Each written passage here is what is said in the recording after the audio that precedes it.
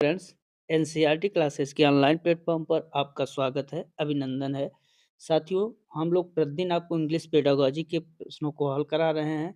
उसी क्रम में आज का जो हमारा वीडियो है, ये भी इंग्लिश पेडागोजी से रिलेटेड है। चलिए शुरू करते हैं।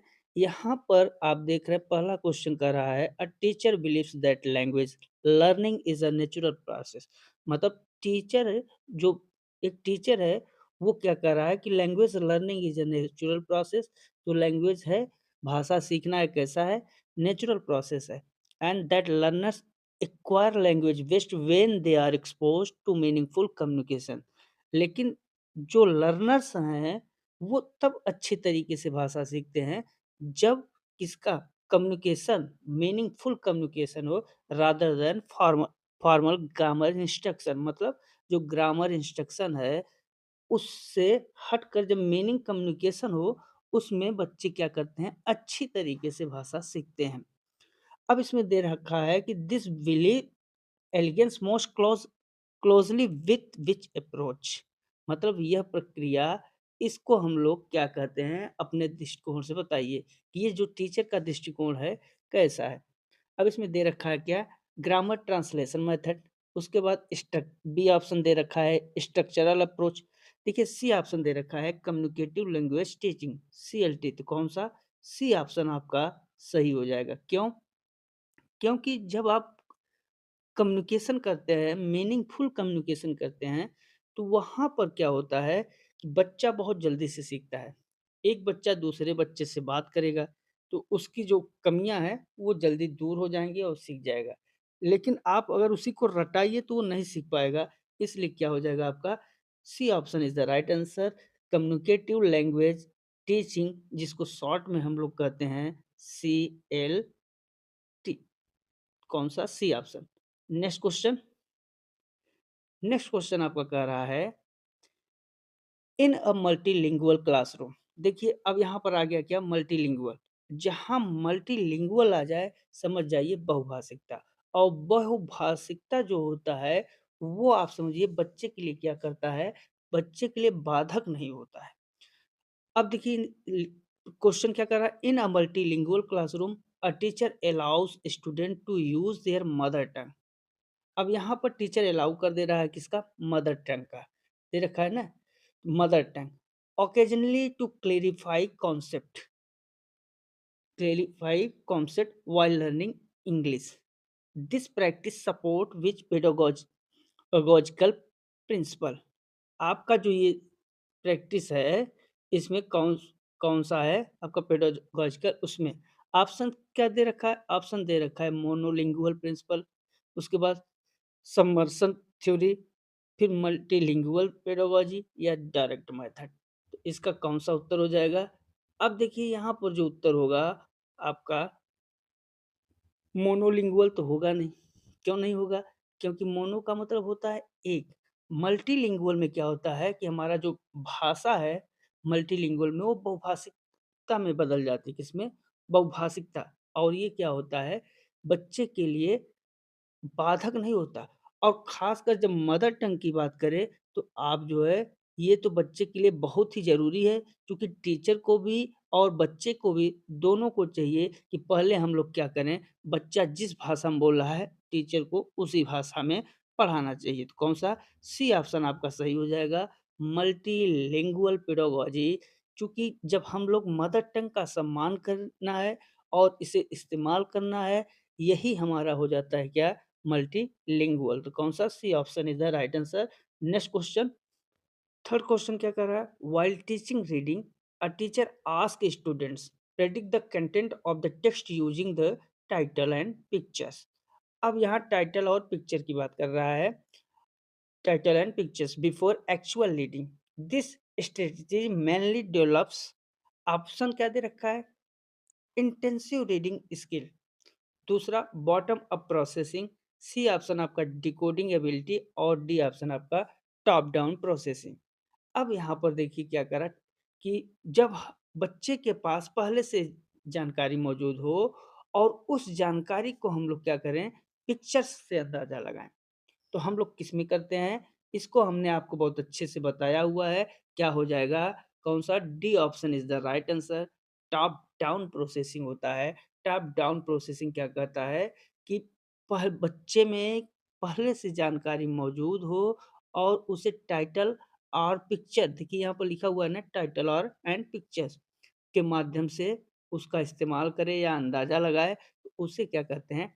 Top down processing. D option is the right answer. Next question,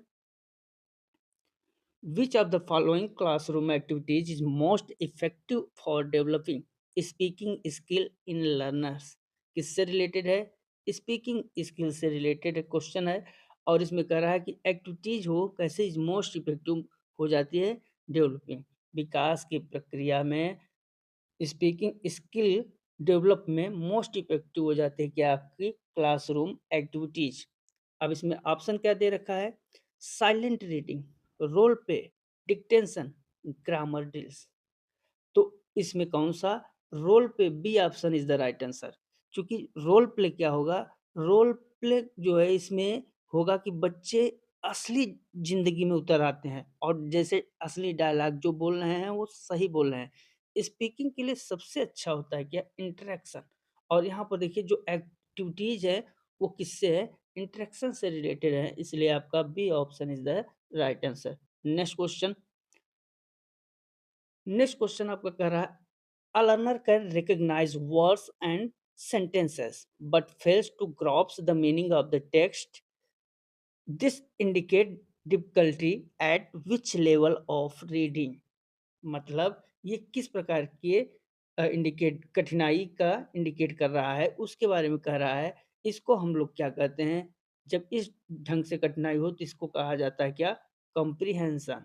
क्या कहा जाता है? कॉम्प्रिहेंशन। कौन सा? सी ऑप्शन आपका राइट आंसर हो जाएगा। कौन सा? C option. Next question, next question आपका है the main objective of teaching English at the secondary level should be to. Option दे रखा है master grammatical rule, B option prepare students for examination, C कह रहा है इनेबल इफेक्टिव कम्युनिकेशन और D कह रहा है मेमोराइज लिटरेरी टेक्स्ट। अब आप लोग इसको तो हम लोग बहुत बार इस पर चर्चा कर चुके हैं। यहाँ पर जो है the main objective of teaching, objective of teaching से रिलेटेड है। तो ये क्या होता है? हमने इस पे बहुत बार चर्चा किया हुआ है। इनेबल इफेक्टिव कम्युनिकेशन क्या होता है? Enable effective communication. C option आपका सही हो जाएगा। क्योंकि सेकेंडरी लेवल पर जो इंग्लिश सिखाने का मकसद है बच्चे को, वो बच्चा अपनी बात कह सके। समझ में आया? मॉडर्न एजुकेशन का ये लक्ष्य है कम्युनिकेशन। नेक्स्ट, नेक्स्ट क्वेश्चन क्या कर रहा है? Which of the following best reflects, यहाँ पर which of the following best reflects constructivist pedagogy in English language teaching. अब यहाँ कंस्ट्रक्टिविस्ट की जो बात कर रहा है, कंस्ट्रक्टिविस्ट मतलब रचनावाद। आपका क्या हो जाएगा? रचनावाद। अब ये रचनावाद पेडागोजी, अब यहाँ पर समझिए कि इसमें बच्चा क्या है? रचनावाद कंस्ट्रक्टिविस्ट का मतलब होता है कि बच्चा खुद से सीखे। अब ए ऑप्शन दे रखा है teacher explains meanings of all words. जब यहाँ पर टीचर ही सब एक्सप्लेन कर देगा तो बच्चा क्या सीखेगा? बच्चा तब सीखेगा जब वो खुद इंटरेक्शन करेगा। इसलिए कौन सा? B option is the right answer इसमें हो जाएगा। Students learn through interaction and experience. कौन सा? B is the right answer. Next question, next है a teacher gives feedback, teacher feedback दे रहा on students written work by highlighting strengths first and then suggesting improvements. This type of assessment is known as. देखिए teacher क्या दे रहा है? Feedback दे रहा है किस पर? Written work by highlighting strength पे। तो ये किस प्रकार का होता है? इसी को हम लोग कहते हैं फॉर्मेटिव असेसमेंट। कौन सा? T option is the right answer. जब पढ़ाई के दौरान ही सुधार के लिए आकलन किया जाता है, फीडबैक किया जाता है, तो उसी को कहा जाता है क्या? फॉर्मेटिव असेसमेंट, हिंदी में रचनात्मक आकलन। कौन सा? डी ऑप्शन आपका सही हो जाएगा।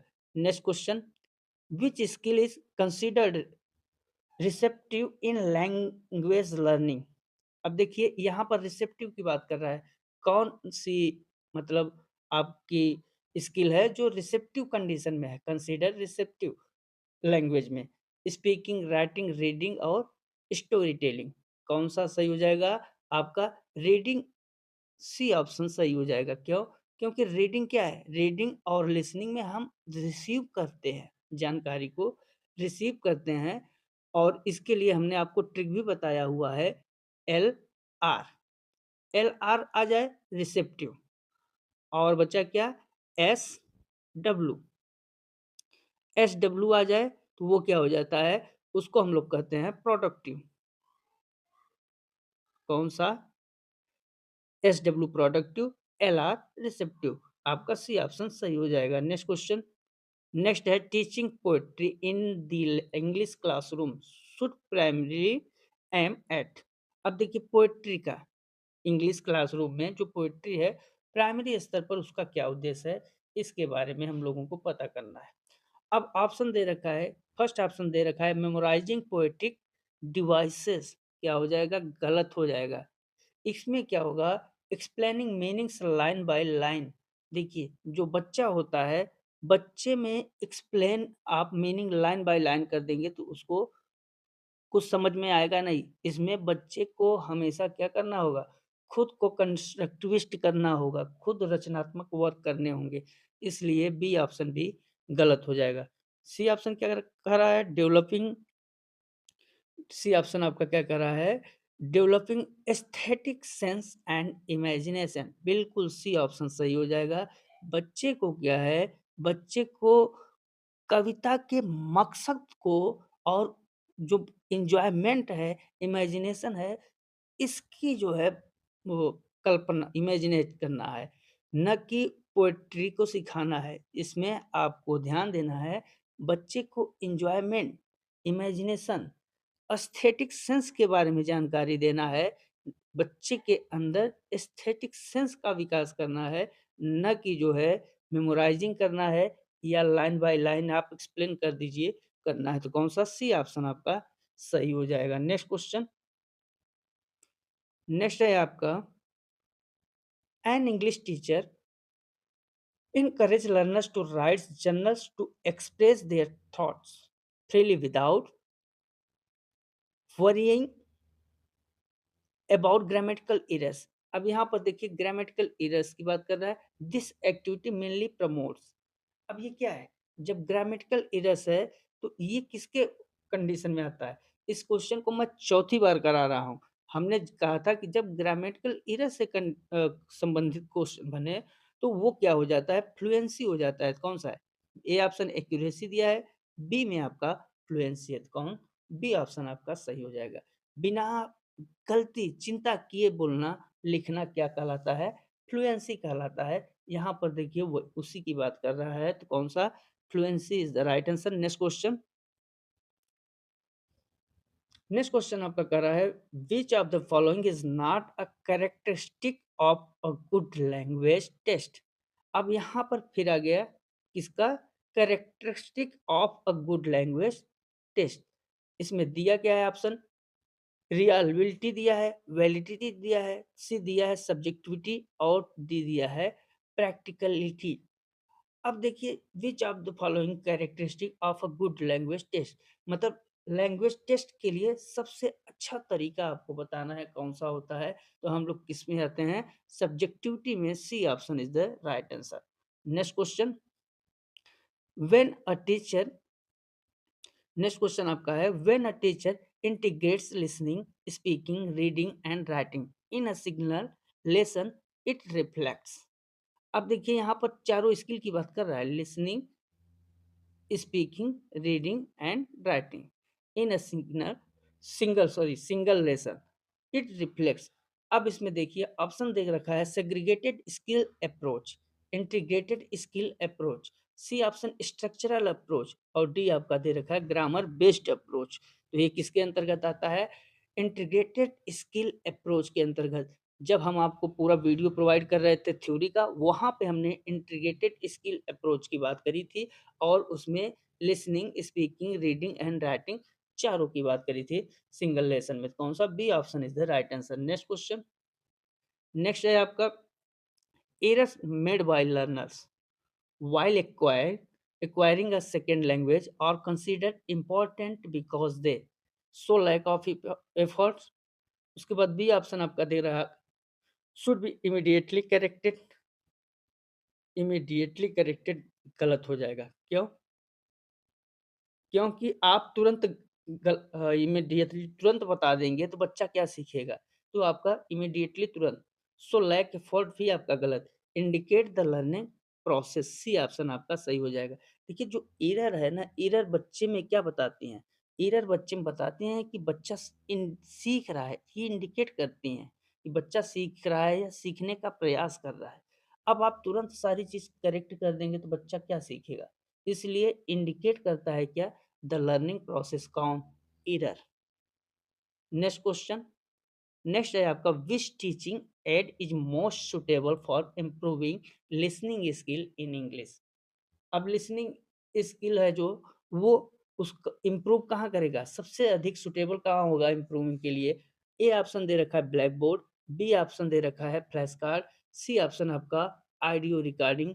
बताइए ये कितनी बार पेपर में आया हुआ क्वेश्चन है, और जब हम लाइव टेस्ट करा रहे थे वहाँ भी इसको बताया था, पेपर में आया हुआ, और यहाँ भी बता रहे हैं कि जब लिसनिंग स्किल सबसे इफेक्टिव पूछे इम्प्रूव के बारे में, सबसे मोस्ट सुटेबल की बात करें इम्प्रूव के बारे में, तो आपको इसमें ऑडियो रिकॉर्डिंग ही लगाना है। कौन-सा? सी ऑप्शन आपका सही हो जाएगा। तो मित्रों ये क्वेश्चन जो हैं इंग्लिश पेडागॉजी के आपके लिए बहुत ही महत्वपूर्ण है।